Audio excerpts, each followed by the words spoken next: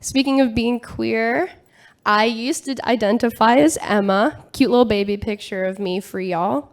And then I was known as Emma throughout the world. And then I decided that I didn't like that anymore and I wanted to go by X, and I realized I was trans, so I wanted to talk through that a little bit. So when I was a kid, I feel like a lot of y'all could probably relate to this. I didn't really fit with girl when girl was assigned to me as a name. And I thought to myself, I'm not like other girls, but I didn't mean it in a way of like, cause girls suck. I just meant like, I'm a little grimier than a girl. I don't think I fit into the shape.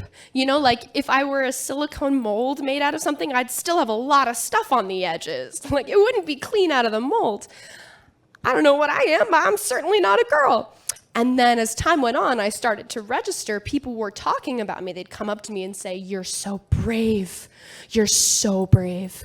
You are an inspiration for girls everywhere." And I'd be like, what?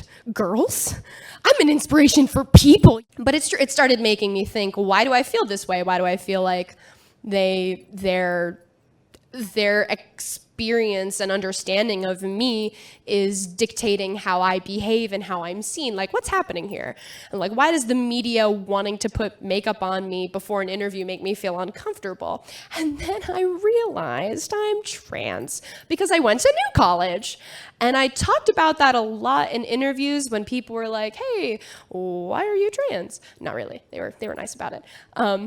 And I'd be like, honestly, it was really nice to be at New College with all these trans people. Like, I swear to God, my graduating class looked like this room, except everybody was in costume at graduation. But everybody had dyed hair, everybody was queer, everybody came from different backgrounds, everybody looked visually stunning with the clothes and stuff, and it was just such a community. It fostered such a language and such a space.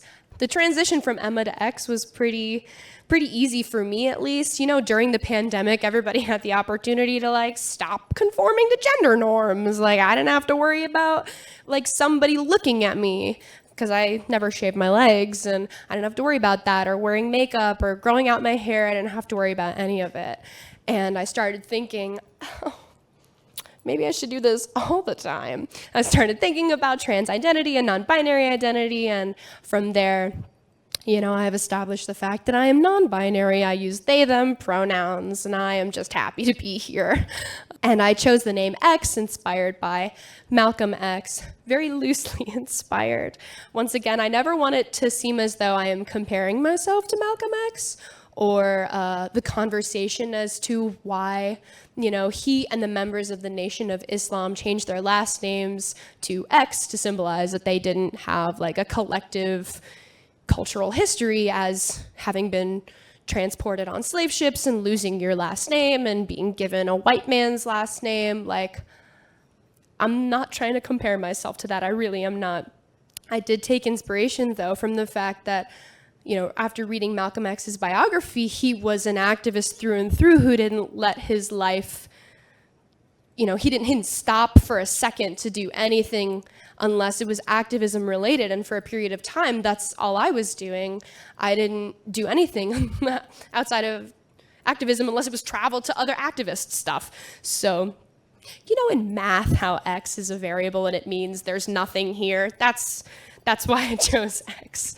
It comes from Arabic, it comes from Latin, and I think that is really cool. So at least for me, I feel like y'all understand what the term trans means and non-binary, and I feel like y'all would understand if I said that Emma for me is not necessarily a dead name, it's just not my name anymore. It's like the name that I was referred to as a kid, so my cousins call me it, and that's like whatever. Now I have a different nickname.